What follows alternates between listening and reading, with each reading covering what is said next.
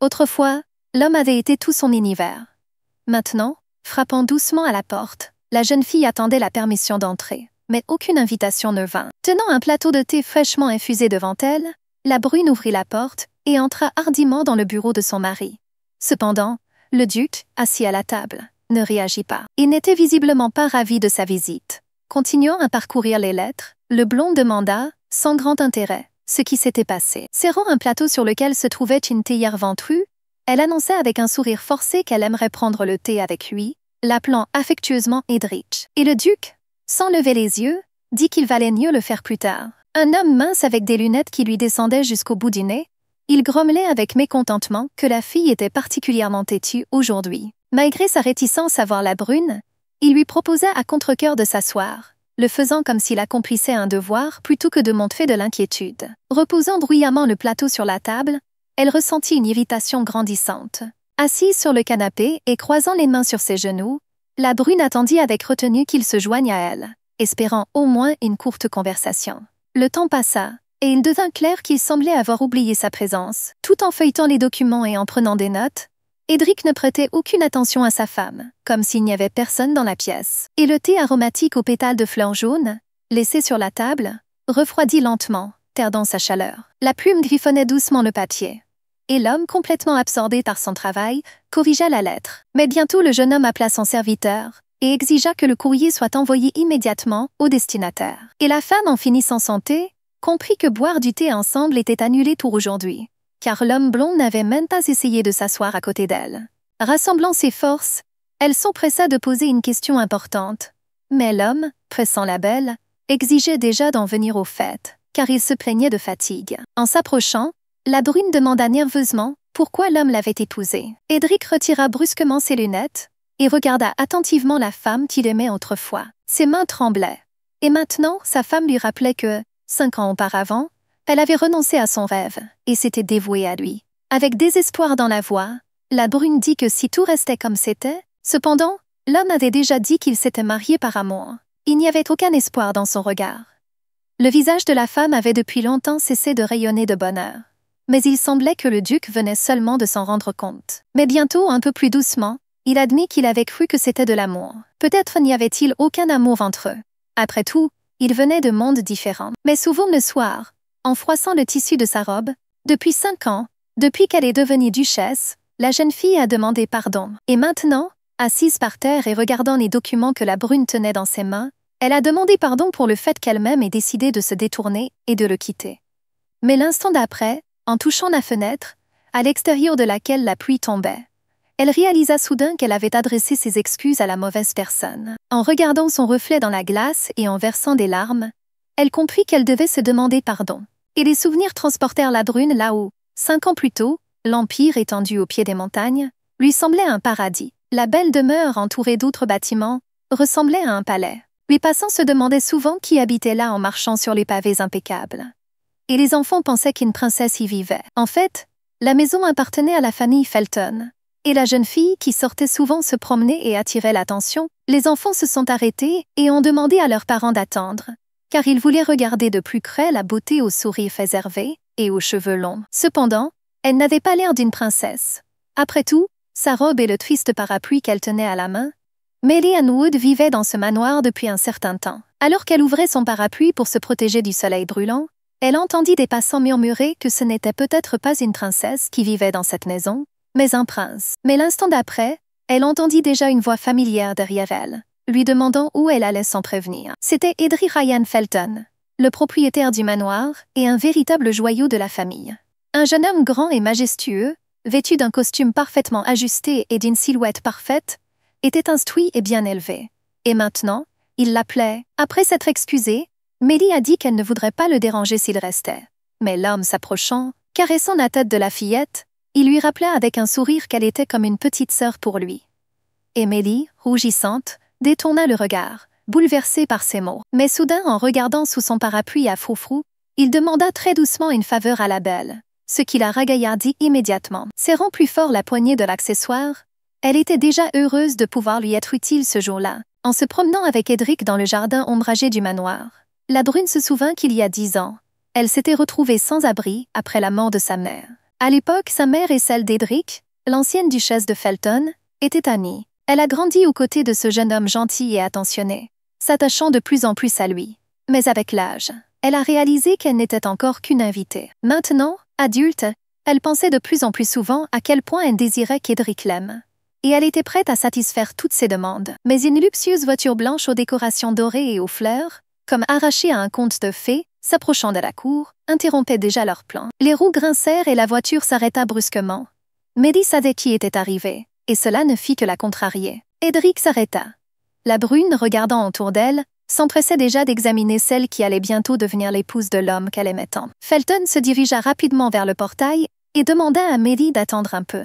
Restée seule, la jeune fille serra son parapluie de toutes ses forces. Ses espoirs s'effondraient. Après tout, debout sous un parapluie dans le vent, elle comprenait que la place sur laquelle elle avait compté serait bientôt occupée. Et le jeune homme s'empressait déjà d'offrir sa main à la blonde éblouissante dans une robe luxueuse, dont les bijoux scintillaient sans vergogne à la lumière du jour. Bientôt, l'invité fut accueilli dans l'élégant hall bleu. Edric parlait déjà de son désir de la présenter à Lady Melian Wood, qui était comme une petite sœur pour lui. En regardant la blonde qui était assise en face d'elle, la jeune fille sourit avec réserve et dit poliment qu'elle était heureuse de la rencontrer. Et l'invité apparemment doux, souriant radieusement, lui disait déjà qu'elle s'appelait Rosalina Adele, et qu'elle aussi était très heureuse de le rencontrer. Mais la dame présente au dîner, la mère d'Edric, était déjà pressée de raconter la difficile histoire de la jeune fille. En regardant Rosalina, la femme avoua sincèrement qu'elle était heureuse de rencontrer une fille aussi digne. Et Mélie, baissant les yeux, pensait à la façon dont Rosalina avait gagné de manière inattendue et rapide la sympathie et l'affection de la mère d'Edric. Mais ce qui la frappa encore plus, c'était à quel point elle et la blonde se ressemblaient dans leurs traits du visage, leur façon de parler et la douceur de leur regard. Des mots sur les mariages parfaits flottaient dans l'air. Et maintenant, plus que jamais, ils semblaient appropriés. Et la brune, les mains jointes, était bouleversée. Mais l'instant d'après, Ada se tourna vers Mélie, rappelant à la fille de penser également à un partenaire digne. En la regardant, la brune crut avoir mal compris, mais Ada avait déjà poursuivi, affirmant que le directeur de la société Blair s'intéressait à elle depuis longtemps. Mais la femme, souriante, lui conseilla de le rencontrer. Malgré la différence d'âge, elle souligna qu'il était une personne respectée, honnête et très sérieuse. Tandis que Mélie piquait une tomate avec une fourchette, elle pensait seulement qu'elle n'avait pas le choix. Fermant les yeux, elle répondit doucement qu'elle réfléchirait à l'offre, essayant de ne pas montrer son irritation. Et Edric, poursuivant la conversation, ajouta qu'il trouverait certainement un partenaire approprié pour sa jeune sœur, essayant d'arranger les choses. Portant son verre à sa bouche, il déclara avec assurance qu'il n'y avait pas lieu de s'inquiéter. Levant les yeux vers lui et les larmes aux yeux, Mélie n'en croyait pas ses oreilles. Mais lui, tapotant du doigt sur la table, élaborait déjà des plans avec enthousiasme. Après tout, après le mariage avec Rosalina, il y faisait chaud même en hiver. Et Edric savait où Mélie serait à l'aise. Mais à en juger par le regard de la brune, il était évident qu'elle n'aimait pas du tout cela. Elle fronça les sourcils, se tendit. Cependant, l'atmosphère fut soudainement interrompue par un bruit violent, obligeant tout le monde à tourner son regard vers Rosalina. Souriante, l'invitée a dit qu'elle avait laissé quelque chose d'important dans la voiture et qu'elle devait aller le chercher. Et Edric s'est immédiatement redressé, essayant d'être galant et proposant de prendre la fille. Ce qui a particulièrement bouleversé Mélie, qui regardait cela. Mais Rosalina répondit doucement que cela ne servait à rien. Et lui, embrassant la fille du marquis et rayonnant de joie, l'accompagnait déjà jusqu'à la porte. Le claquement bruyant de la porte effraya Mélie. Elle refusait de croire que tout cela était réel, et n'était pas un rêve. Invoquant un mal de tête et sans même toucher à la viande, elle s'est excusée, et a dit qu'elle devait sortir. Tandis que Mélie avançait dans le long couloir, elle ne pensait qu'à une chose, avoir menti. Elle se tenait la tête, espérant reprendre un peu son souffle à l'air frais. Mais soudain, elle entendit le rire d'une femme à l'autre bout du couloir. Et en regardant attentivement, elle aperçut déjà 2 personnes s'asserrer au coin de la rue. La jeune fille supplia l'homme de ne pas la toucher, prétextant que quelqu'un pourrait les voir. Mélie reconnut immédiatement Rosalina, mais elle fut surprise par l'intonation de sa voix, assez sèche. La brune essaya de comprendre qui était l'homme contre qui l'invité était si en colère. Mélie craignait de devenir le témoin d'un secret que personne n'était censé connaître. Mais en regardant au loin, leur baiser était si bruyant que seule une personne sourde ne les entendrait pas. Elle pressa ses mains contre ses lèvres pour s'empêcher de crier et resta figée un instant. Mais se retournant, elle s'éloignait déjà précipitamment. Son esprit malade ne comprenait pas ce qui venait de se passer sous ses yeux. L'idée que Rosaline avait un amant lui trottait dans la tête comme un marteau. Elle ne comprenait pas comment la fiancée de Felton pouvait se comporter ainsi. C'était si honteux qu'elle ne pouvait même pas l'imaginer. Son âme hurlait, et son cœur souffrait pour celui qui ne savait rien. Elle voulait tout lui dire, mais soudain, elle s'arrêta en entendant son nom. Et dans les rayons de lumière, elle voyait déjà son homme bien-aimé. Cependant, le jeune homme qui s'approchait demandait déjà où la jeune fille se précipitait. Mais Mélie comprit que c'était la seule façon d'agir. Elle fondit en larmes et commença à parler. Des mots qui parurent terribles à la Drune sortirent de sa bouche. En racontant tout, elle ne put retenir ses larmes. Après tout, il essayait clairement de comprendre ce qui était dit, mais il ne trouvait pas les mots pour répondre. À un moment donné, Mélie réalisa qu'elle avait blessé la personne qu'elle aimait. Mais il était trop tard pour reculer, car les mots avaient déjà été prononcés. Il la regarda, puis expirant comme s'il avait pris une décision intérieure, il se rapprocha d'elle. À ses yeux, le mariage et l'amour étaient deux choses différentes. Mais l'homme continua, affirmant qu'il n'interférerait pas dans la relation de Rosalina avec quelqu'un d'autre. Tendant la main, il dit doucement qu'il se sentirait apaisé à ses côtés. Et que sa future épouse ne verrait aucun inconvénient à ce que Mélie reste à la maison, même après le mariage. La Drune n'imaginait pas comment il pourrait vivre sous le même toit après son mariage. Elle ne comprenait pas comment elle pourrait cacher ses sentiments pour Édric. Et puis calmement regarder le couple sourire, se tenir la main et s'enlacer comme si elle n'existait pas. La jeune fille n'en serait pas capable. Les mains de Mélie se mirent à trembler. Incapable de garder le silence plus longtemps, elle s'empressa de dire que tout cela était mal, et qu'elle allait chercher un partenaire et partir. Mais l'instant d'après, il lui tenait déjà fermement la main, et quelque chose d'étrange apparut dans son regard. Regardant la jeune fille avec confusion, il lui demanda de ne pas prendre les paroles de sa mère au sérieux. Après tout, la Brune n'avait absolument aucune raison de lui obéir. Cependant, en l'observant, Mélie ne comprenait pas pourquoi cette question le dérangeait autant. Avait-il vraiment pitié d'elle en tant que petite sœur? Mais le gars disait déjà qu'ils étaient les meilleurs amis du monde, même si son visage était rouge. Tenant la belle par la main, il lui avoua que l'idée qu'elle se sente mal le mettait mal à l'aise. Touchant doucement sa main du bout des lèvres, Édric espérait comprendre. Après tout, il savait qu'elle faisait toujours ce qu'il lui demandait. Et maintenant, le duc lui demandait de le croire jusqu'au bout. Et la fille comprenait déjà qu'à chaque fois qu'elle regardait dans ses yeux bleus, elle n'avait plus de force pour rien d'autre que hocher la tête docilement en réponse. Mais maintenant, alors qu'il ne lâchait pas sa main depuis si longtemps, elle réalisait clairement qu'Édric était plus qu'un simple ami pour elle. Et les souvenirs transportaient déjà la jeune fille vers cette soirée d'hiver enneigée. La neige épaisse, tombant sur les toits des maisons, transformait tout en un conte de fées magiques. La main de la mère tenait fermement le bébé. Et elle sentait une chaleur à peine perceptible émaner de sa paume chaude, malgré l'air glacial. Le vent terrible et froid, mordant les joues, revigorait. Ses jambes lui faisaient mal à cause de la longue marche, mais la marche procurait à la fille un étrange plaisir, comme si quelque chose d'important les attendait. Ce jour-là, sa mère semblait excitée. Et la fillette entendit le tremblement dans sa voix lorsqu'elle annonça qu'elles arriveraient bientôt dans leur nouvelle maison. Cachant ses lèvres dans un foulard couleur terre cuite, elle ne comprenait pas ce qu'on lui disait, mais sa mère lui répétait en souriant que tout irait bien. Mais l'instant d'après, le cœur de la jeune fille se serra de surprise.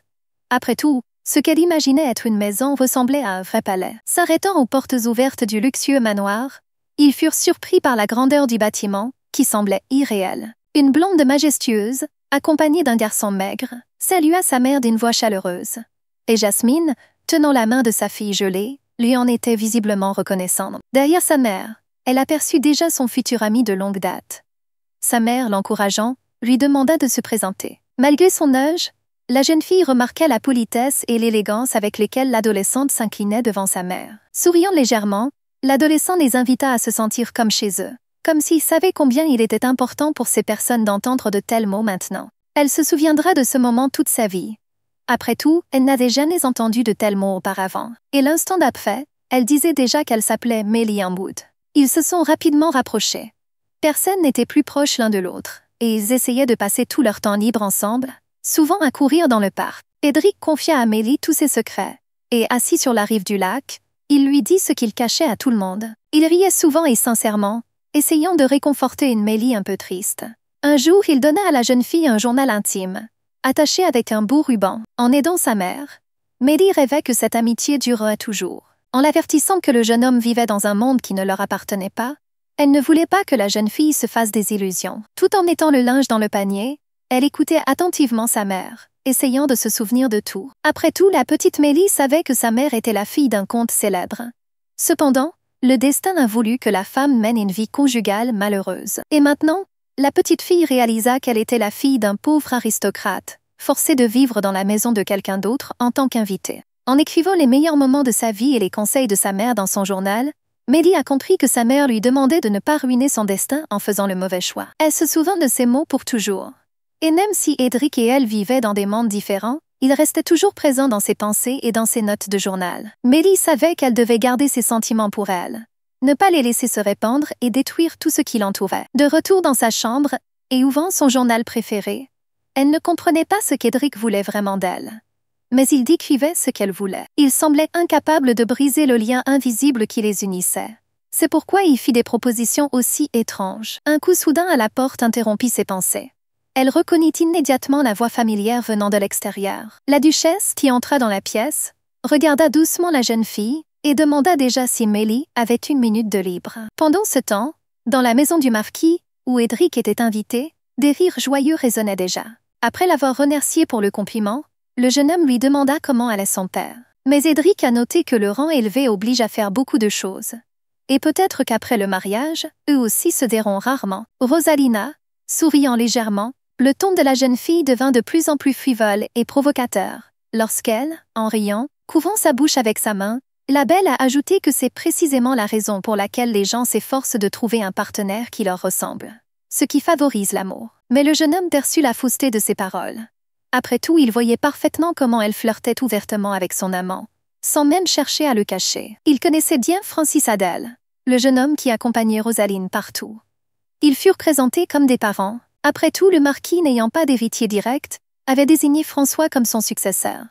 Mais Edric était certain qu'elle seule pouvait offrir la précieuse bague au doigt du jeune homme. Malgré les affirmations de lien fraternel, il était évident qu'il y avait depuis longtemps de la passion entre eux. Leurs attouchements devinrent de plus en plus explicites, comme s'ils n'avaient absolument pas peur des témoins. Mais tôt ou tard, Francis devrait rompre avec elle. Pragmatique, le duc élaborait déjà des plans pour tirer profit de la situation actuelle.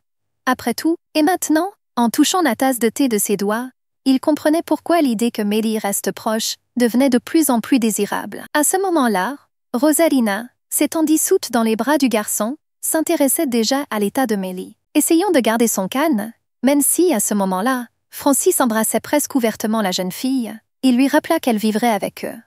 Mais cette réponse ne suffisait pas à Rosaline. Et regardant déjà Edric d'un air malicieux, elle demanda si l'homme aimerait construire le même genre de relation avec la brune qu'elle avait avec Francis. Edric se figea. Il rougit légèrement et n'était visiblement pas pressé de répondre, sachant pertinemment que dire la vérité dans cette situation serait dangereux. Mais une seconde plus tard, le duc, avec un léger sourire, lui rappela que Mélie était comme une petite sœur pour lui. Mais il semblait que la marquise ne le croyait pas, car le doute transparaissait dans son regard. Cependant, Edric expliqua que Mélie était son amie d'enfance, et Rosalina, plissant les yeux, remarqua que tôt ou tard, elle devrait se marier et quitter sa maison. Il était évident qu'Edric souffrait d'y penser, et, baissant les yeux, il dit calmement qu'il ne devait surtout pas se précipiter dans son avenir. Il pensait maintenant qu'à son retour, la première chose qu'il ferait serait de demander à Mélie de lui préparer son thé préféré. Cependant, assis dans la voiture, la main appuyée sur sa joue, Edric ne parvenait pas à chasser l'image de la brune de son esprit. Au même moment, les paroles de sa mère tournaient dans sa tête.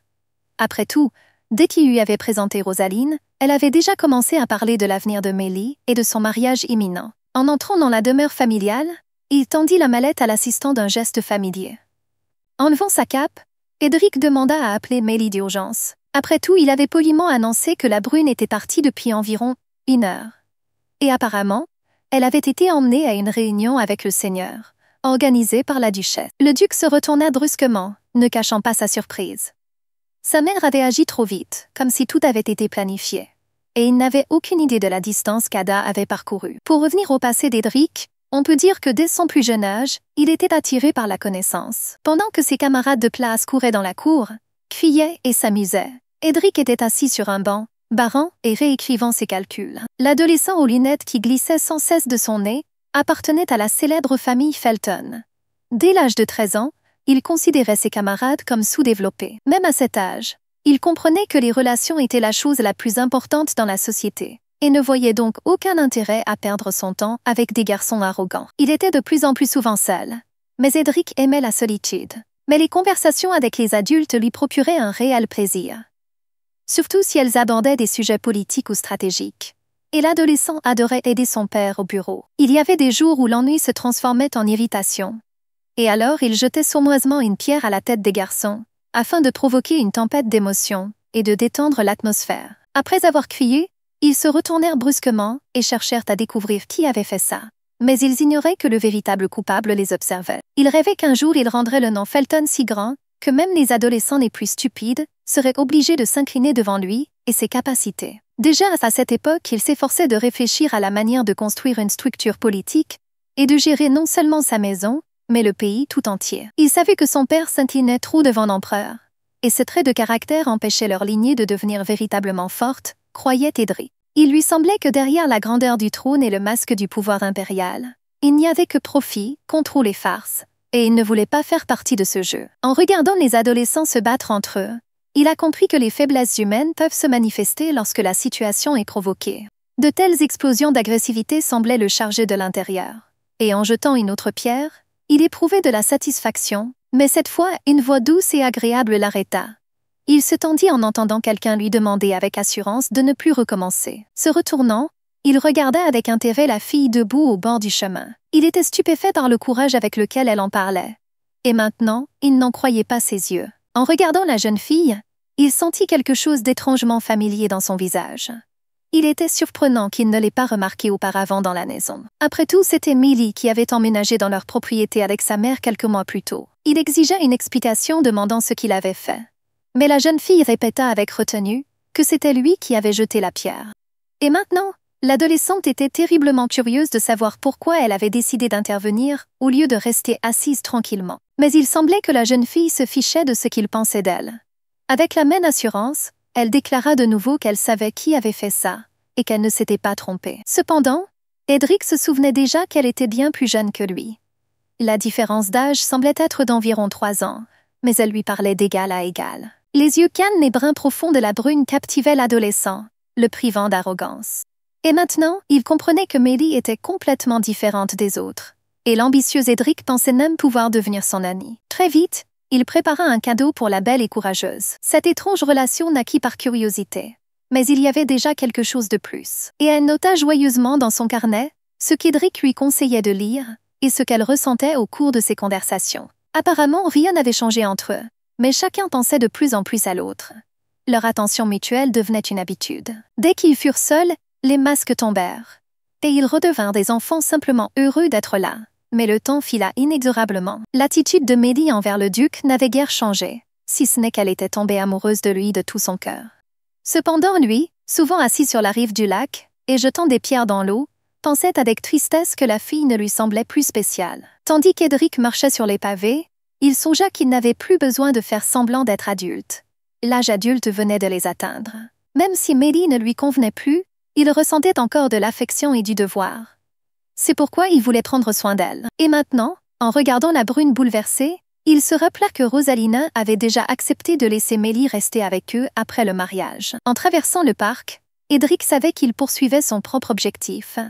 Il était certain qu'une fois arrivé au sommet, il aurait besoin d'un compagnon qui l'évaluerait avec discernement. Et maintenant, alors que Millie se déplaçait derrière lui, parce qu'il l'a décidé ainsi, parce qu'il le voulait, et aussi parce que c'était pratique et rentable pour lui. Mais son assistante avait déjà annoncé que l'ancienne duchesse avait organisé une rencontre entre Millie et un futur époux. Après tout, il a récemment demandé à la jeune fille de ne pas écouter sa mère, lui assurant que la femme se trompait et n'avait pas le droit d'interférer dans son sort. Déchirant sa cravate et jetant son manteau, il se dirigeait déjà vers sa chambre. Comprenant que si Millie faisait ce pas, il perdrait non seulement son ami d'enfance, mais aussi l'équilibre. Mais la brune n'allait pas perdre de temps. Après tout, elle était déjà venue rencontrer un homme d'âge moyen qui, la main sur la poitrine, lui dit qu'il était heureux de la rencontrer. Lord Blair connaissait son existence grâce au récit de l'ancienne duchesse de Felton, et il semblait qu'il ne mentait pas. La jeune fille se contenta d'examiner attentivement son interlocuteur. Après les paroles de l'homme, elle s'intéressa déjà à ce qu'Ada pouvait raconter. Quels détails étaient transmis dans son dos et pourquoi cela importait, devina Millie. Cependant, l'homme prétendait que malgré la chute de la famille de la jeune fille, il subsistait du sang noble en elle. et cela pourrait servir sa cause. La brune repensa alors à tout ce qu'Ada avait raconté à son sujet. Mais, souriant soudain, elle réalisa que c'était tout à fait son style. Et l'homme, sitôt l'ancienne duchesse, fit remarquer qu'elle ne pouvait pas rester éternellement dépendante de cette maison. Il lui offrit donc un endroit où la jeune fille pourrait se rendre utile. En regardant l'homme couper rapidement la viande, elle réalisa qu'il avait des mains fortes et confiantes, ce qui témoignait de sa bonne santé. Mais le seigneur ne voulait pas tourner autour du pot et l'invitait déjà à vivre chez lui. Et le plus beau, c'est que la dot de la jeune fille n'avait aucune importance à ses yeux. Mélie avait l'impression d'être achetée tandis qu'elle serrait le bas de sa robe. C'était une sensation dégoûtante, car elle avait l'impression que personne ne se souciait de ses sentiments. Et soudain, elle se souvint des paroles d'Allah, qui le considérait comme un homme bon. Mais maintenant, baissant la tête, Mélie pensa soudain qu'il était peu probable que l'ancienne duchesse sache réellement quel genre de personne était ce seigneur, et ce qui le motivait. Une larme coula sur sa joue, mais il était inutile de s'offenser. Après tout, le monde avait depuis longtemps cessé d'être bienveillant envers elle, et il était naïf de compter sur la sympathie. Et ce n'est qu'après son retour à la maison qu'elle se sentit complètement impuissante. Elle avait mal à la tête et tout ce qu'elle désirait, c'était la paix et la tranquillité. En entrant dans la chambre, la brune s'écroula, épuisée sur le lit. Mais l'instant d'après, une voix familière résonna dans son oreille. Édric lui reprochait déjà d'être rentré trop tard. Il tendit les mains vers ses cheveux, caressant délicatement les boucles. La jeune fille trembla de fatigue et de vide intérieur. Et bien sûr, il était pressé de demander à Mélie comment s'était passée la soirée. Après tout, son plan était de détruire ses vains espoirs et de la ramener dans sa vie. Cependant, la brune se leva d'un bond et demanda déjà ce qu'Édric faisait là. Mais il attendait, inquiet pour elle, répondit le jeune homme en souriant. Regardant Mélie avec tendresse, il voulait entendre les détails de la rencontre avec Lord Blair. Cependant, sa bonne humeur rendait la jeune fille nerveuse. En ajustant sa robe, la jeune fille disait déjà que tout ne s'était pas passé aussi mal qu'elle l'avait prévu. Mais cela ne suffisait pas, et il demanda plus de détails. La jeune fille avait déjà dit que Lord Blair était un roturier chanceux avec sa fortune et son titre. Cependant, il semblait qu'Édric ne l'écoutait plus. Après tout, l'instant d'après, en baissant les yeux, Mélie pensa que le candidat idéal était maintenant assis juste devant elle, et qu'il était peu probable que quelqu'un puisse se comparer à lui. Et pourtant la brune dit qu'elle aimerait revoir Lord Blair. Mais Édric, furieux, lui demanda d'arrêter de parler de ce sujet. Il sourit étrangement, comme s'il allait dire autre chose. Mais, touchant doucement la main de Molly, il lui disait déjà calmement que cet homme ne lui convenait pas.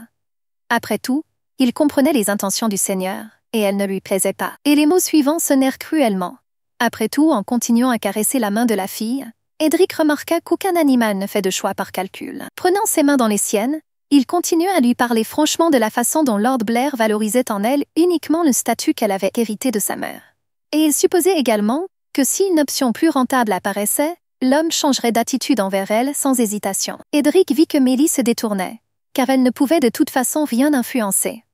Cependant, le jeune homme lui demanda de croire qu'il agissait uniquement dans son intérêt. Et pour être encore plus convaincant, s'approchant rapidement de son oreille, il lui murmura qu'au final Mélie n'avait jamais vraiment connu d'homme. Perdue dans ses pensées et touchant sa joue avec son doigt, la brune le remercia pour le conseil et dit qu'elle y réfléchirait certainement sérieusement. Mais une minute plus tard, l'homme changea brusquement d'avis et proposa à Mélie de le revoir. Et maintenant il demandait à nouveau à la fille si elle l'avait entendu.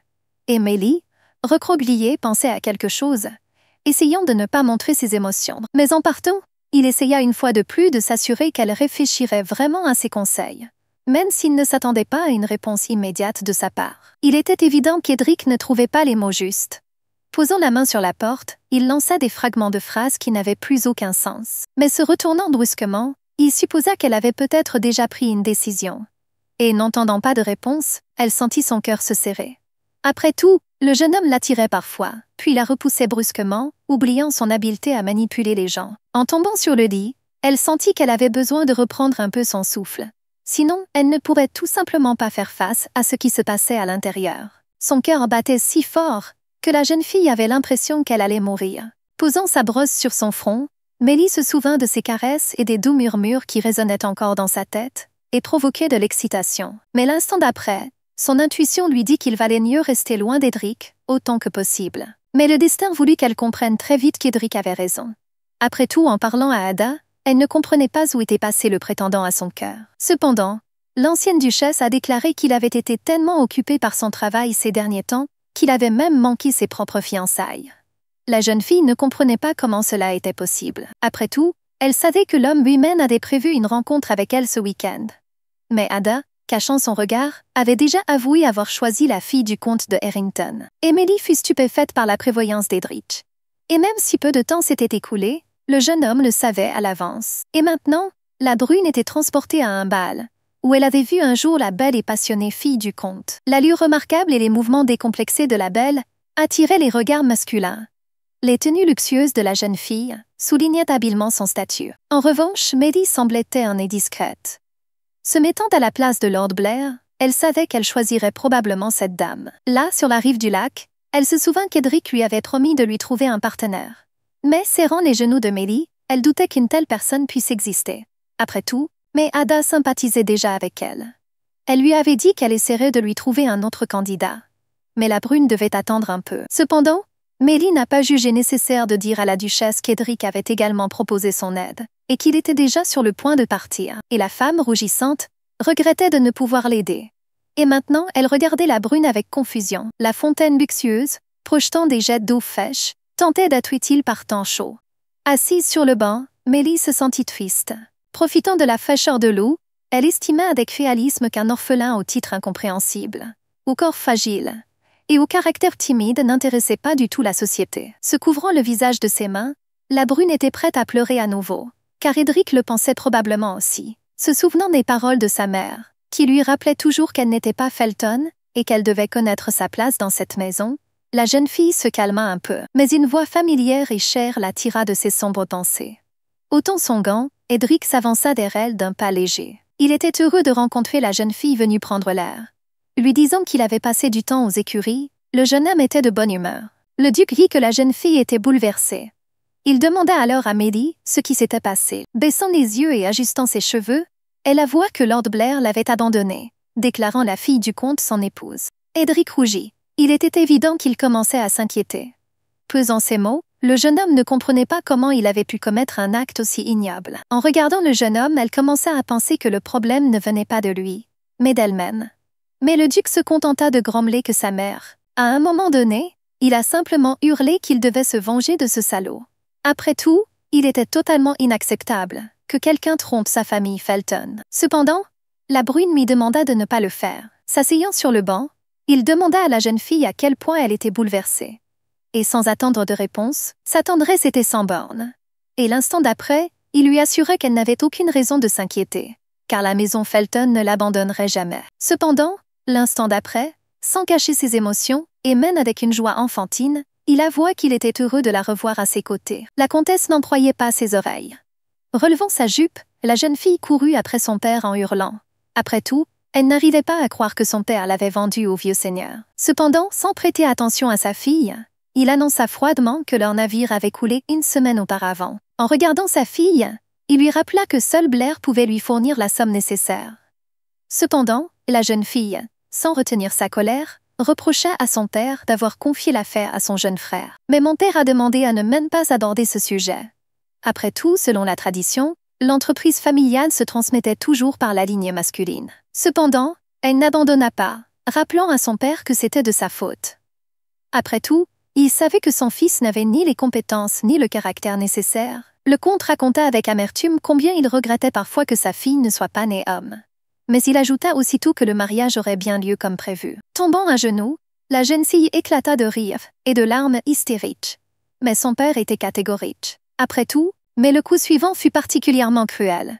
Et mon père avait déjà dit qu'une telle opportunité avait été organisée par nul autre que le duc Felton lui-même. Incapable de dormir, Mary se tourna et se retourna toute la nuit, repassant sans cesse dans sa tête tout ce qu'elle avait entendu d'Edric. La jeune fille ne comprenait pas pourquoi le duc insistait tant pour qu'elle reste dans la maison Felton. Son souvenir lui rappelait le sourire radieux du jeune homme, et les mots selon lesquels, à partir de ce moment-là, ils vivraient à nouveau ensemble. Mary ne comprenait pas comment c'était possible. Et maintenant, elle refusait.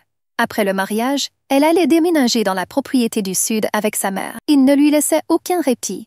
Ne lui permettant pas de se détendre, Edric semblait ruminer de plus en plus de nouvelles pensées. Assise au bord du lit, la jeune fille sentait tout bourdonner dans sa tête, comme si ses pensées entraient en collision les unes avec les autres et ne lui laissaient aucune paix. Essayer d'utiliser quelqu'un pour oublier Edric était une mauvaise idée. La tête entre les mains, Elle savait déjà qu'elle devait renoncer à ses projets de mariage. Mais l'instant d'après, Mélie, étirée, se rendit compte qu'elle n'avait pas d'autre choix. Après tout, dans l'Empire, une noble dame dépendait toujours des décisions des autres. Et maintenant, la brune comprit que désormais, comme sa mère l'avait fait autrefois, elle devrait demander à être demoiselle d'honneur de l'ancienne duchesse. Et si tout se passe comme la brune l'espérait, un jour elle pourra appeler cette femme Lioué maman chère. Après tout, cohabiter avec elle ne sera pas difficile. Elle avait longtemps voulu remercier cette femme pour ce qu'elle avait fait pour elle. Et maintenant, alors qu'elle s'habillait devant le miroir, Mélie se sentait incroyablement chanceuse. Mais lorsqu'elle ouvrit la porte et quitta la pièce, elle tomba sur Edric. Et celui-ci, comme si de rien n'était, sourit et dit qu'aujourd'hui, la fille s'était levée très tôt. Il lui a également proposé de lui tenir compagnie au petit déjeuner, lui rappelant que sa mère les attendait déjà là-bas. Une légère rougeur couvrit les joues de la jeune fille. Après tout, ces derniers temps, il était devenu plus attentif à ses paroles et à ses désirs. Et c'était l'un des rares moments lumineux que la brune chérissait. Ils entrèrent rapidement dans la salle à manger. L'ancienne duchesse se retourna, sincèrement heureuse, car le petit déjeuner commençait déjà à refroidir. Mélie accueillit la dame avec un sourire chaleureux.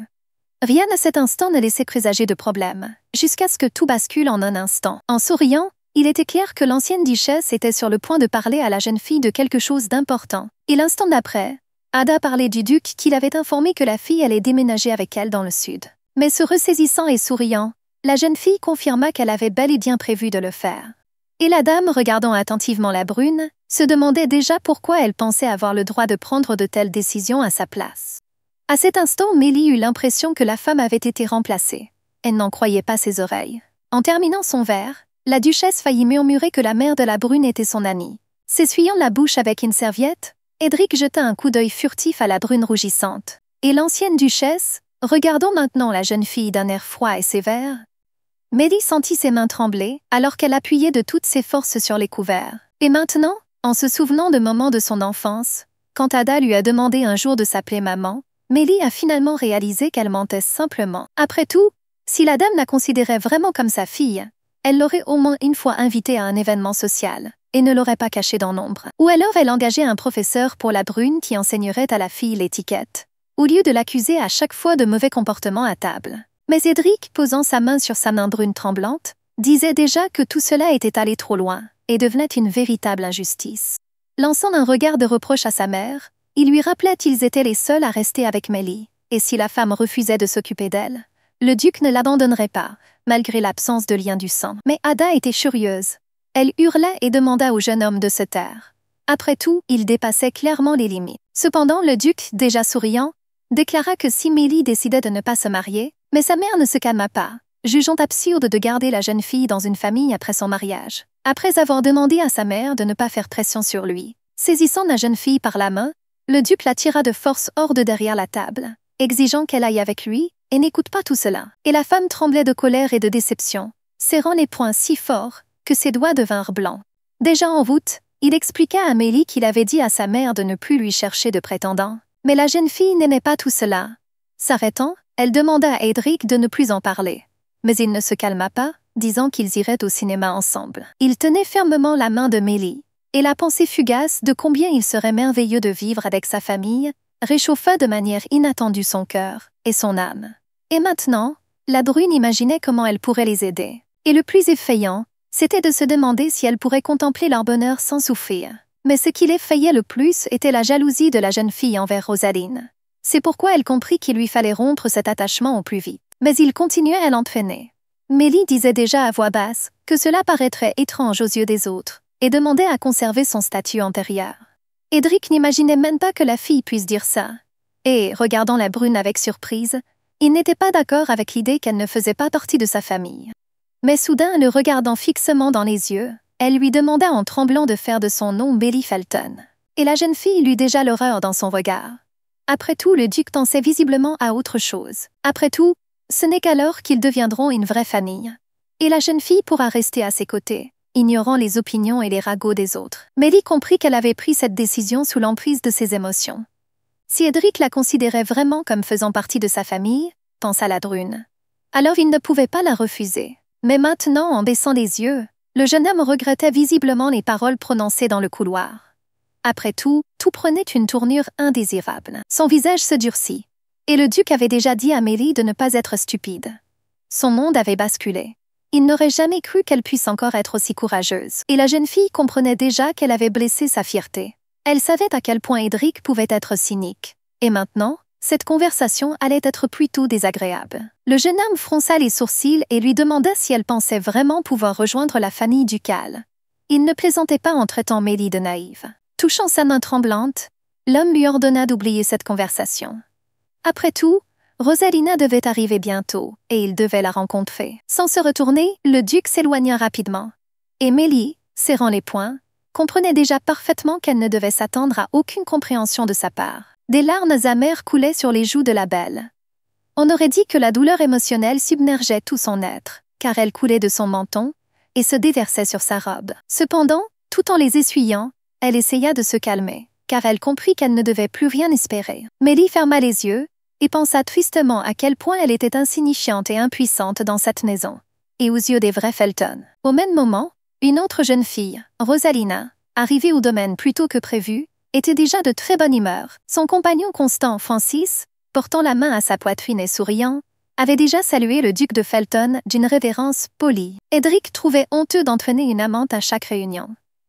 Cependant, il n'en parlait pas ouvertement, se limitant à des questions polies sur la situation. Cependant, Rosaline, en regardant autour du domaine, se rappela que Francis aimait toujours être ici, et maintenant il était à nouveau son invité, et serait toujours le bienvenu. Le jeune homme remercia pour l'hospitalité, mais demanda déjà la permission de faire une petite promenade dans le domaine, pendant que le duc parlait à Rosaline. Et Eric, croisant les bras sur sa poitrine, hocha la tête d'un air approbateur, mais son expression trahissait le mécontentement. En parcourant le large couloir, et en regardant le stuc doré décorant le manoir, François enviait la comtesse, qui emménagerait ici après le mariage. Mais l'instant d'après, il rougit légèrement. Son regard fut attiré par celui qui essayait de voir quelque chose à la fenêtre. Et Mélie, debout dans le rayon de soleil et se sentant de plus en plus mal à l'aise, Francis se souvenait déjà d'avoir déjà vu cette brune. Et maintenant, il la reconnaissait comme la jeune fille autrefois hébergée dans cette maison. Il accéléra le pas en s'approchant d'elle. Faisant des efforts pour se souvenir de son nom, le jeune homme craignait de paraître impoli, et après avoir légèrement effrayé Mélie, il l'appelait déjà par son nom, qui semblait surgir de souvenirs oubliés. Elle se retourna rapidement, et surprise, ne comprit pas immédiatement quoi dire, mais elle reconnut qui se tenait devant elle. C'était le même homme qu'elle avait vu dans les bras de Rosalina au coin de la rue, alors qu'il pensait que personne ne les avait remarqués. Depuis, Mélie en a appris un peu plus sur lui, mais, la regardant avec une légère anxiété, il se demandait déjà pourquoi la fille pleurait. Réalisant qu'il avait blessé les sentiments de la brune, il lui demanda doucement pardon et lui offrit un mouchoir qu'il avait sorti de sa poche intérieure. Mélie le remercia. Il était déjà pressé de dire que la jeune fille n'était pas obligée de le lui rendre. Cependant, elle se sentait gênée de garder l'objet personnel de l'homme sur elle. En regardant la jeune fille, Francis ne comprenait pas pourquoi le duc Felton avait l'air tendu chaque fois que son nom était mentionné. Après tout, à première vue, elle n'avait rien de spécial. Pourtant, tandis qu'elle essuyait ses larmes en silence, et ce sentiment est devenu douloureux, comme s'il essayait de résoudre une énigme, mais voulait le faire lentement. En regardant la fille de plus près, Francis remarqua sa petite silhouette, sa peau pâle et ses mains étonnamment fragiles et belles. Il semblait vraiment y avoir quelque chose de spécial chez elle. Car en la regardant pleurer, Francis se surprit à penser que cela éveillait en lui un étrange désir. Mais était-ce suffisant pour intéresser le duc? Se demanda-t-il, essayant de comprendre plus profondément ce qui pouvait attirer Édric vers la brune. Il sentait que la jeune fille n'était pas désireuse de communiquer, et il n'insista pas. Après avoir exprimé son espoir de la revoir bientôt, il lui dit poliment au revoir. Cependant, le jeune homme ne perdait pas espoir de pouvoir lui remonter le moral lors de leur prochaine rencontre. Pendant ce temps, Édric et son invité buvaient déjà du thé dans le salon bleu et discutaient joyeusement. Et il semblait que la récente conversation avec Mélie n'avait pas quitté la mémoire du duc. Une tasse à la main, Rosalina s'empressa de demander au duc s'il serait libre ce week-end. Mais malheureusement, il était occupé, répondit Édric, déclinant l'invitation et expliquant que ses affaires ne lui laissaient pas de temps pour des divertissements culturels. Cependant, il semblait qu'Édric ne l'écoutait plus. Après tout, la tête baissée, il se surprenait à penser que Mélie était toujours assise dans la pièce à réfléchir à son comportement. Revenant à la conversation avec la brune, il avait déjà oublié que la jeune fille avait pu exercer une telle pression. Mais le duc ne comprenait pas pourquoi elle exigeait d'être reconnue au sein de la famille. Édric devinait alors qu'il la connaissait peu, et cette déclaration inattendue lui parut logique. Cependant, Le gars ne pouvait pas comprendre pourquoi il avait rejeté son offre si durement, comme s'il y avait quelque chose de répugnant là-dedans. En regardant sa tasse de thé, le jeune homme réfléchit au fait que l'idée que Mélie devienne sa sœur provoquait en lui une étrange résistance interne. En pensant à quel point la jeune fille lui était chère, il retourna se promener parmi les tournesols, où il admira son beau visage dans la lumière du coucher du soleil. Même lorsqu'elle a grandi, et que son attitude envers elle a changé, tout comme le sentiment de nouveauté, il comprit que ses sentiments étaient incomparables avec son attitude envers les autres. Après tout, en la regardant, il ressentait quelque chose de proche et de très personnel. Mais maintenant, c'était Mélie qui voulait tout changer. Sortant de sa situation, elle déclara ses désirs et repoussa le jeune homme. Sentant ses pensées lui déchirer la tête, il réalisa que rien de ce que la fille demandait ne contredisait ses désirs. Après tout, aucun changement fondamental n'aurait pu se produire. Ce ne serait qu'une ligne de plus dans l'arbre généalogique d'Edric Felton, mais il ne serait jamais sur un pied d'égalité. Mais l'instant d'après, distrait de la drune, il observa Rosalina, réalisant avec surprise qu'elle ne lui convenait absolument pas. À en juger par le ton de sa voix et ses cris irrités, la jeune fille sentait qu'il était profondément plongé dans ses pensées, et essayait déjà de le ramener de là. La comtesse se plaignait de s'ennuyer avec lui. Elle se demandait aussi pourquoi il réfléchissait autant, alors que sa future épouse cherchait un homme pour la divertir. Mais Edric ne parvenait pas à chasser ses pensées.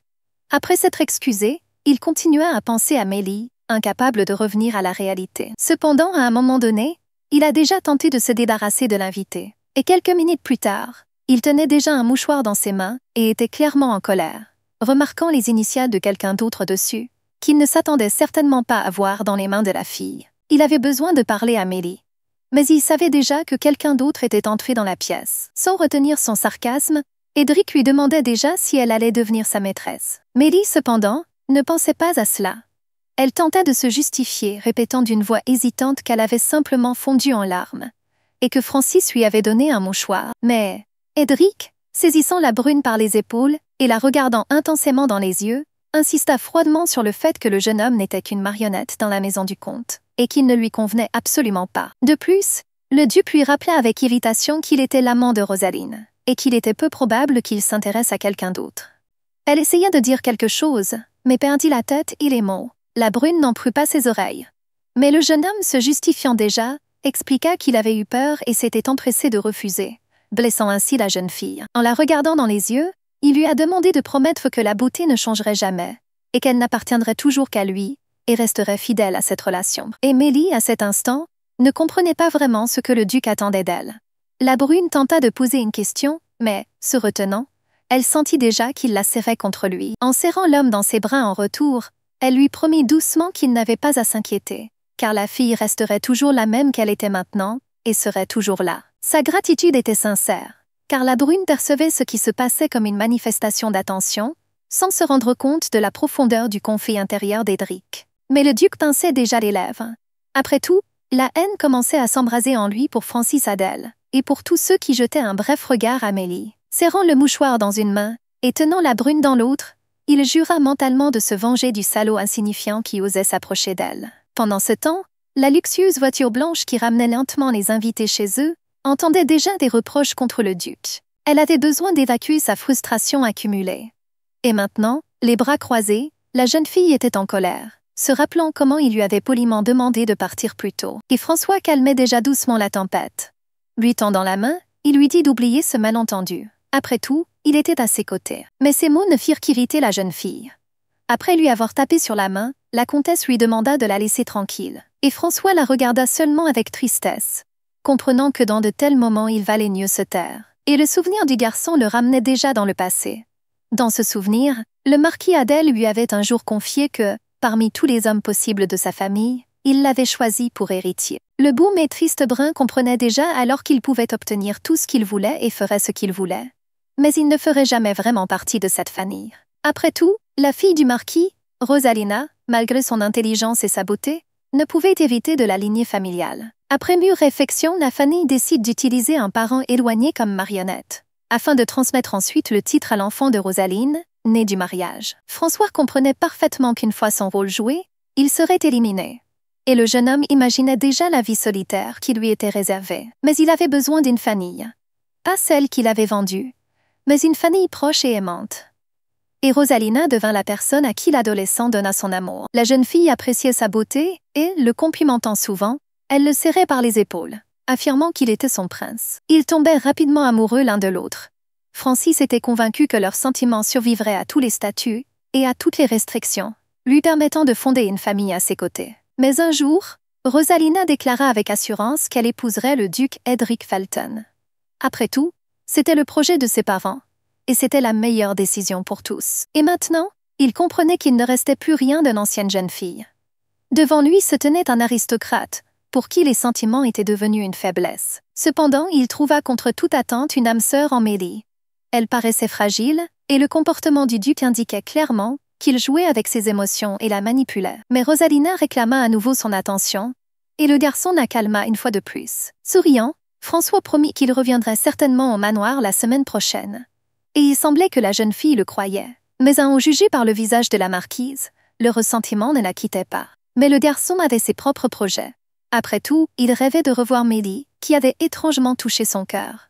Pendant ce temps, la calèche les emmenait déjà loin de la maison des Felton. Une semaine plus tard, ils retournèrent au manoir. En entrant dans le hall, ils semblaient heureux et satisfaits. Et ils étaient déjà pressés d'accueillir son propriétaire. Cependant, il n'était absolument pas d'humeur. Rosalina bavardait joyeusement. Elle ignorait si le propriétaire de la maison serait là, car elle avait oublié de le prévenir. En lui envoyant un baiser, la marquise lui expliqua avec malice qu'elle n'avait pas besoin de raison pour lui rendre visite. D'un air imperturbable, Edric répondit qu'à sa grande honte, il n'y avait plus de thé dans la maison.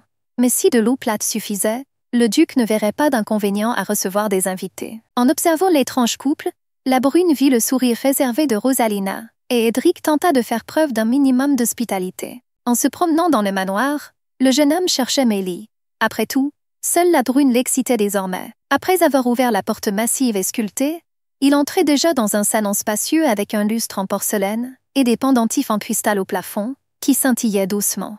En regardant autour de lui, il réalisa que la pièce était vide. Cependant, quelque chose lui disait que la jeune fille était venue récemment. Soudain, son regard tomba sur le livre posé sur la table. Il s'agissait en réalité d'un magnifique carnet bleu ciel à carreaux, orné de monogrammes et d'un fermoir fin. Il semblait contenir bien plus que de simples notes. Ayant ouvert la première page, le jeune homme la lisait déjà. Il comprit presque immédiatement qu'il s'agissait d'un journal intime, dont chaque ligne était écrite au nom de Mélie. Et la jeune fille entrant dans la pièce, comprenant qu'il avait pénétré dans ses pensées les plus intimes, hurlait déjà de colère. Elle ne comprenait pas comment il était là, et encore moins pourquoi il tenait entre ses mains ce qui était sa confession personnelle. Pourtant, le jeune homme se contenta de sourire. La voix de Mélie se brisa lorsqu'elle demanda qui l'avait autorisé à voler les affaires des autres. La fille se figea. Elle avait déjà tout compris. Et l'instant d'après, l'homme pointa du doigt les lignes du journal où étaient décrits ses aveux et ses sentiments. En riant, il dit qu'il était inutile de faire semblant d'être innocent. Après tout, ces longs messages indiquaient clairement qu'elle était obsédée par Edric. Agitant son journal, Francis ne comprenait absolument pas ce que les femmes voyaient chez le duc. Et surtout, pourquoi Mélie n'avait jamais avoué ses sentiments pour cet homme étrange. Et elle dit à voix basse que cela ne servait à rien. Tout était décidé depuis longtemps. Mais François avait déjà dit que les espoirs naïfs de la brune étaient vains. Après tout, si elle avait décidé d'agir, elle aurait peut-être fait veiller l'intérêt du duc. Et la jeune fille, serrant le bas de sa robe dans son poing, tremblait. Elle ne croyait pas que même si le jeune homme acceptait ses sentiments, tenant toujours le journal de Francis entre ses mains, il avoua qu'il n'aimerait pas se retrouver dans la même situation. Et même pour le plaisir du jeu, il ne voulait pas se mettre à la place de la brune. S'étant ressaisie, Mélie lui disait déjà durement qu'elle n'était pas son amante. Elle lui conseillait également de quitter Rosalina, s'il l'aimait vraiment. Mais Francis, souriant tristement, comprit de quoi parlait la jeune fille. En regardant la brune, il vit qu'elle était plus forte qu'elle n'en avait l'air, et sa franchise le blessa en plein cœur. Touchant le menton de la jeune fille, il glissait déjà ses doigts sur ses lèvres.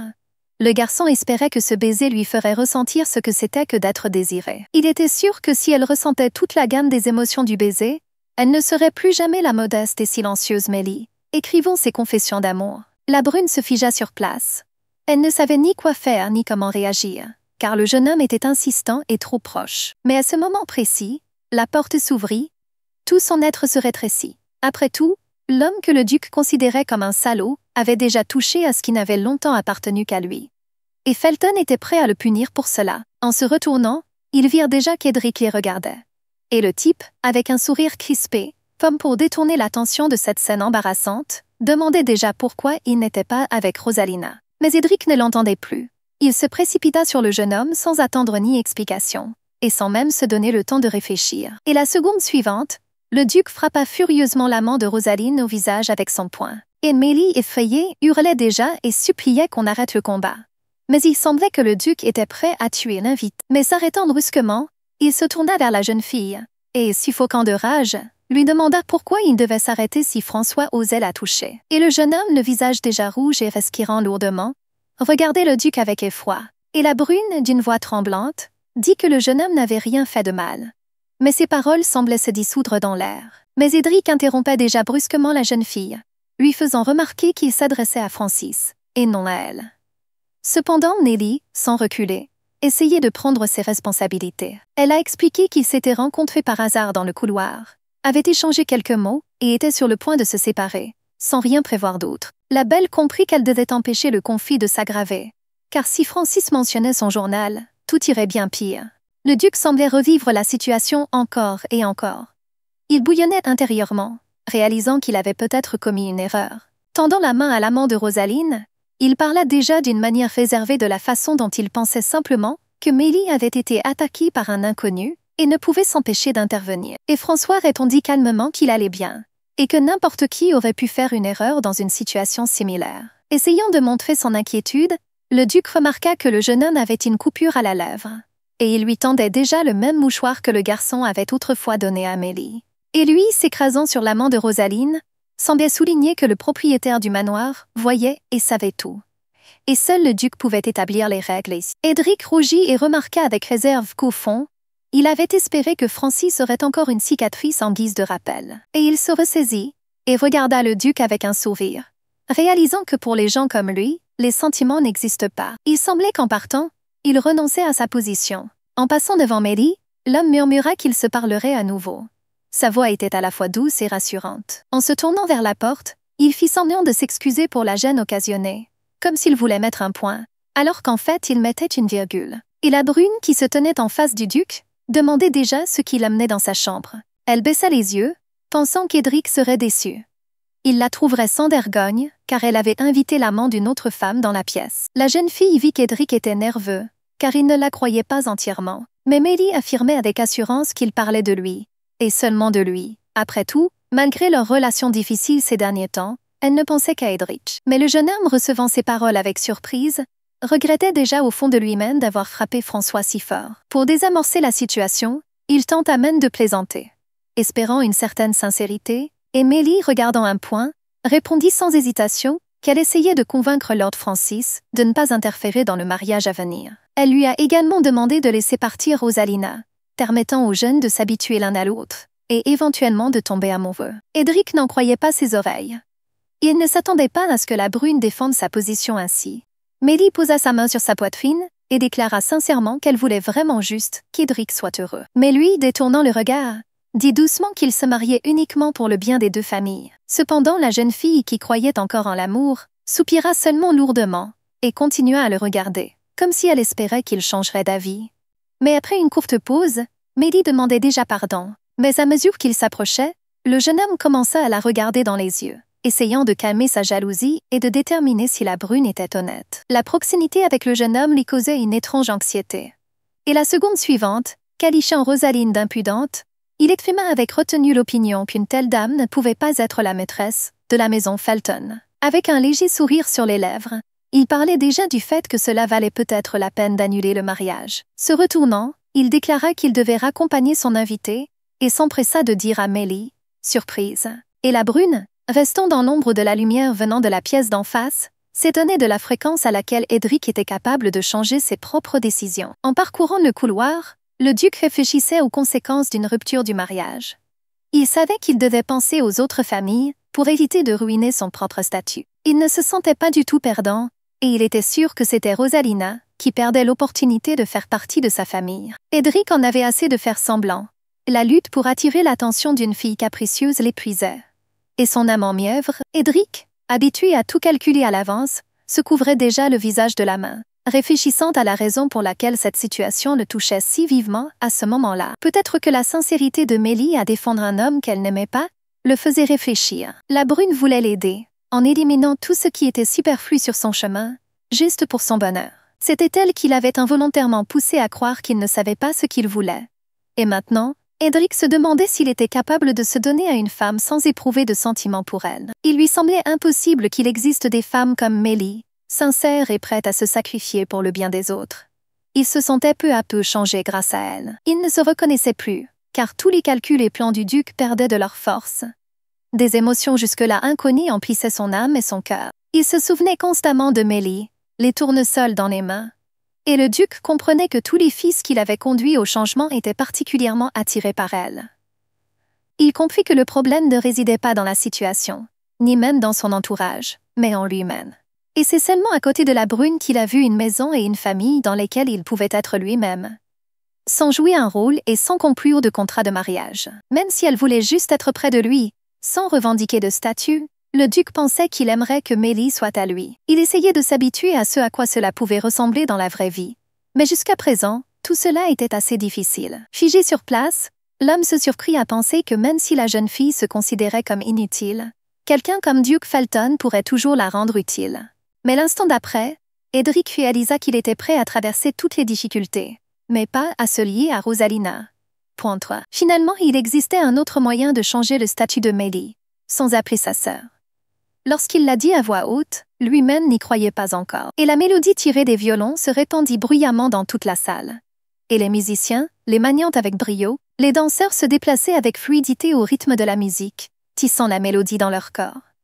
On aurait dit que la danse les absorbait, se transmettant d'une figure à l'autre. Et seule Mélie, assise sur les marches, était restée à l'écart de cette célébration. Après tout, rien ne trouvait d'écho dans son âme et son corps. Pensée et mélancolie envahissaient la brune.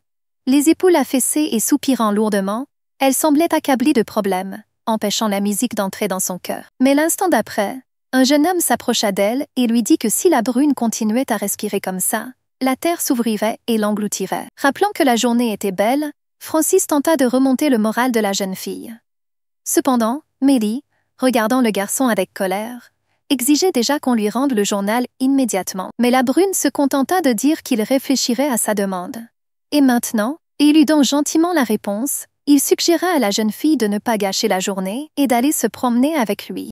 Cependant, la brune lui avait déjà rappelé qu'il avait souffert la dernière fois qu'il avait tenté de profiter de la faiblesse et du manque d'expérience de Mélie. Mais Francis, souriant en lui tendant la main, dit qu'il avait détruit l'épreuve.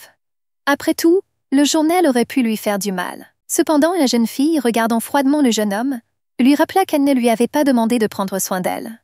Et, plus généralement, elle souhaitait que la brune la laisse tranquille. Mélie se leva et s'apprêtait à partir. Mais Francis, regardant la belle d'un air narquois, et maintenant le gars demandait comment la jeune fille avait réussi à survivre dans une maison étrangère. Elle répondit qu'elle allait bien, mais le jeune homme ne croyait pas à sa fausse confiance. Et la seconde suivante, sans relâche, il rapporta qu'ils avaient récemment essayé de vendre Mélie au vieux Lord Blair, propriétaire d'une grande entreprise. La belle frissonna. Cependant, réfutant les spéculations et justifiant Ada, elle se contenta de dire que la mère du duc souhaitait la présenter à un homme de valeur. Et Francis sourit d'un air sarcastique. Ne voulant pas la contredire et gâcher son humeur, l'homme ajouta que si la brune était à l'aise avec ce qu'elle disait, il n'interviendrait pas. Cependant, il demanda à Mélie de ne pas se leurrer, car personne dans la maison ne pensait à sa famille. Aussi triste que cela puisse paraître, et puis, comme par hasard, il recommença à évoquer les nombreux points communs entre lui et la brune. Mais ces conversations ne firent qu'irriter la jeune fille. En regardant les couples dansant, François constata avec ironie que cette fête vivante leur aurait bien mieux convenu que les murs glacés d'un immense manoir. S'efforçant de garder son calme, la brune s'empressa de lui rappeler qu'il était l'héritier Adelberg, et qu'elle n'était que Mélie Wood, et qu'ils n'avaient donc rien en commun. Mais l'instant d'après, il choqua tout simplement la jeune fille. François avait en effet admis avoir supplié la comtesse de refuser le mariage. Regardant l'homme, la brune posa une nouvelle question. Mais une seconde plus tard, il a dit que ce serait toujours difficile pour la fille, car elle perdrait son homme bien-aimé, peu importe avec qui il se marierait. Cependant, le jeune homme s'était déjà plaint de la marquise, car elle ne l'avait pas écouté. De plus, elle avait même déclaré qu'elle préférait rompre avec lui plutôt que de refuser d'épouser le duc. Francis a admis que même si la jeune fille ne le croyait pas, il éprouvait de réels sentiments pour Rosalina. Après tout ce qu'elle lui avait offert dans cette vie était une première pour lui. Le premier amour, le premier mouchoir brodé et le premier rendez-vous resteront à jamais gravés dans sa mémoire. dit l'homme avec tendresse. L'adolescent adorait cette jeune fille joyeuse, un peu audacieuse, mais très sincère. Mais au fond, il savait que pour Rosaline, il n'avait toujours été qu'un outil pédagogique, une première expérience qui devait disparaître de sa vie. L'homme se résignait à l'idée que tôt ou tard, la marquise devrait le quitter. Regardant la brune de côté, il comprit qu'il ne devait pas exprimer ouvertement ses pensées. Après tout, l'image d'une personne abandonnée était plus avantageuse aux yeux de Mélie. Mais sur le visage de la jeune fille, des émotions sincères étaient déjà perceptibles. Francis continua son jeu et prit délibérément un air pathétique. Mélie ne réalisait pas à quel point elle était inexpérimentée dans ce genre d'intrigue.